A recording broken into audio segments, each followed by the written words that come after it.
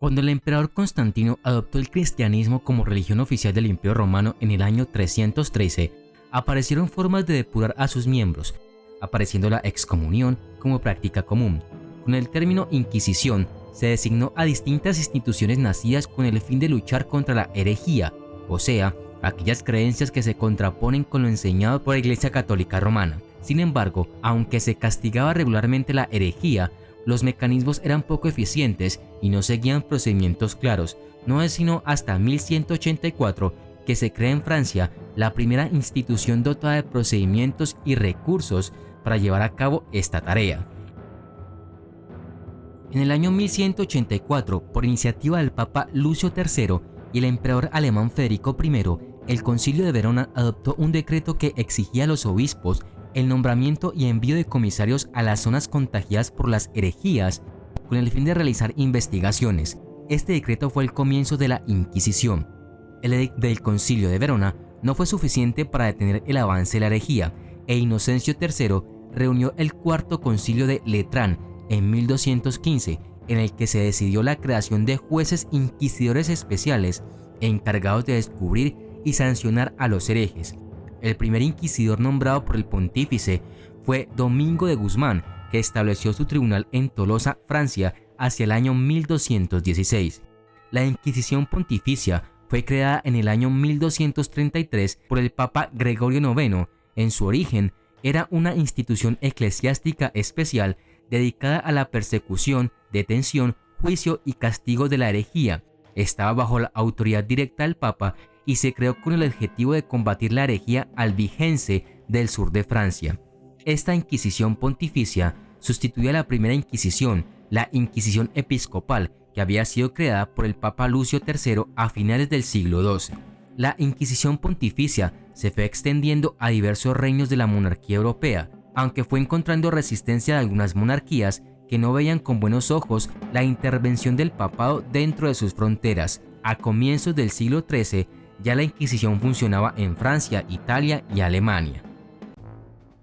Mientras tanto, el rey Fernando y la reina Isabel crearon la Inquisición española para castigar el comportamiento judío entre las grandes e influyentes comunidades de judíos conversos de España. Una generación más tarde se creó otra Inquisición estatal en Portugal con el mismo propósito. Vale la pena notar que durante más de 5 siglos, el cristiano europeo medio aprobó las actividades de la Inquisición. Las inquisiciones no tenían poderes coercitivos y dependían de la cooperación de la población local para denunciar a los herejes y de las autoridades seculares locales para castigarlos. Hasta mediados del siglo XVIII, los inquisidores casi nunca encontraron una oposición seria, excepto en raras situaciones en las que los herejes formaban una mayoría o estaban profundamente arraigados entre la clase dominante local. Por ejemplo, en el siglo XVI, tanto los napolitanos católicos como los herejes holandeses percibían la Inquisición española como un instrumento de tiranía extranjera.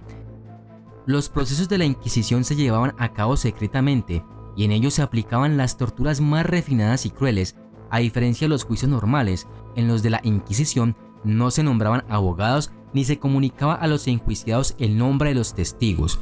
El reconocimiento de las acusaciones se conseguían mediante torturas cuando parecía al inquisidor existir peligro de herejía en alguna región. Designaba inquisidores locales, quienes apenas llegados se establecía el Tribunal del Santo Oficio. Los primeros procedimientos consistían en una ceremonia llamada el juramento, en la que, como dice el nombre, los asistentes juraban denunciar a todas las personas que consideraban sospechosas y prestar al tribunal la ayuda que pidiesen. Pero además, al concluir esa ceremonia, se daba lectura a un edicto de los inquisidores llamado Edicto General de Gracia, por el cual se conminaba a quienes se sintieran culpables a denunciarse dentro de un plazo fijado, so pena de excomunión mayor. Se indicaban con minuciosidad los hechos considerados punibles y se les prohibía a los confesores dar la absolución a los que de algún modo no hubieran cumplido con aquel mandamiento. En esta perspectiva, los principales delitos contra la moral cristiana de competencia inquisitoriales eran la blasfemia, la bigamia, las supersticiones, la brujería, la adivinación, los pecados nefandos, entre otros. Para que el proceso se iniciase, hacía falta que se acusase a una persona del delito de herejía, y aún así tenía que haber al menos 2 testigos de buena reputación antes de que se pudiera iniciar ninguna pesquisa o investigación preliminar secreta. Comenzaba así el llamado periodo de gracia, en el cual el reo tenía entre 30 y 40 días para declarar. Pasado el plazo otorgado y después de verificar las acusaciones, para descartar aquellas que parecieran ligeras o calumniosas, los inquisidores lanzaban la orden de capturar a los sospechosos. El caso es llevado a una junta de teólogos, también llamados calificadores, los cuales determinan si el supuesto implicaba herejía o no. Una vez comprobado su delito, se les aplicaba la pena correspondiente. Los obstinados y reacios eran castigados con especial severidad. En cambio, aquellos que prometían la enmienda después de reconocer sus errores, les imponían un castigo que consistía en vestir por algún tiempo el San Benito y así cumplir una penitencia. Lo esencial para los jueces era conseguir la confesión de los acusados, lo que condujo a mediados del siglo XIII a la utilización de la tortura. En cuanto a la tortura, a los clérigos les estaba prohibido, bajo gravísima pena, el causarles la muerte, así como una lesión de gravedad. Además, estaba prohibido aplicarla a acusados que no fueran casi con seguridad culpables. El torturado que persistía en afirmar su inocencia tenía que salir libre. Sin embargo, los inquisidores querían que se permitiera mejorar la eficiencia de los juicios, y se permitió la tortura, pero estaba prohibida cualquier tortura que condujera al derramamiento de sangre, la mutilación o la muerte. La herramienta de tortura más común era el estrapado. En este se ataba una cuerda alrededor de las muñecas y las manos se colocaban detrás de la espalda de la persona. La cuerda se colgaría sobre una viga abierta en el techo y la persona sería levantada del suelo por los brazos con la cuerda a la espalda. Si el procedimiento no provocaba la dislocación de los hombros, los inquisidores colgaban grandes pesos en las piernas. En este caso, se dislocarían tanto brazos como piernas. El potro era otro método de tortura muy conocido asociado con la Inquisición. El sujeto tenía las manos y los pies atados o encadenados a rodillos en uno a ambos extremos de un marco de madera o metal. El torturador hacía girar los rodillos con un mango que tiraba de las cadenas o cuerdas y estiraba las articulaciones del sujeto, a menudo hasta que se dislocaban. A menudo el simple hecho de ver a otra persona siendo torturada en el potro era suficiente para hacer que otra persona confesara. La tortura de agua. El acusado sería acostado boca arriba y sería atado a una tabla. Una vez asegurado, se introduciría en la boca un trapo o algún tipo de paño. Luego los funcionarios vertían agua sobre el trapo, imitando la sensación de ahogamiento. Esta técnica se repetía a veces durante días hasta que surgían las confesiones. La rueda. Pensada como pena capital, a veces se utilizaba como forma de tortura.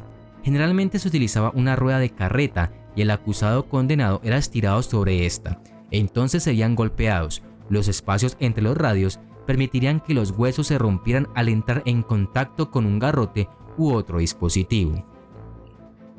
El cilicio. El cilicio era una prenda hecha de pelo de animal. Generalmente tendría una abertura en el cuello y descansaría sobre los hombros con los costados atados debajo de los brazos.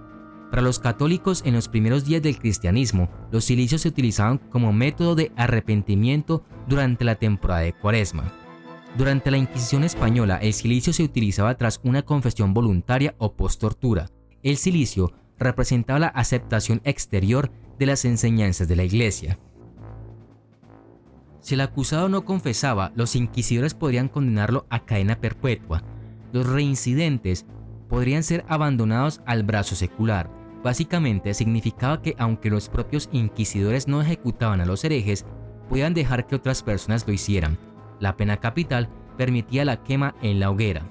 Los más interesados en que se aplicara la pena capital eran los señores feudales, los inquisidores e incluso los delatores. Todos se enriquecían a cuenta de los bienes confiscados a los condenados. Todos estos procedimientos se llevaban con riguroso secreto. Su fin evidente era proteger a los denunciantes y testigos contra las represalias. Muchos científicos fueron también perseguidos, censurados y condenados, incluso por defender ideas contrarias a la doctrina cristiana. Uno de los casos más conocidos fue el astrónomo italiano Galileo Galilei, que escapó por poco al fuego por afirmar que la Tierra giraba alrededor del Sol.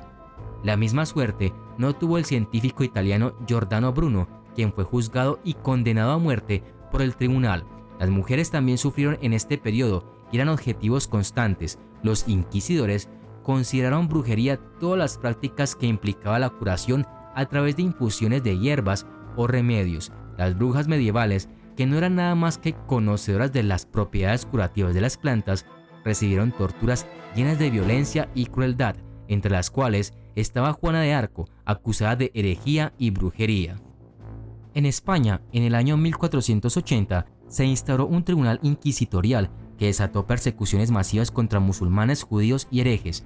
El jefe de la Inquisición española fue Tomás de Torquemada, quien quemó a decenas de personas. Solamente en España murieron en las hogueras entre 826 y 1250 personas.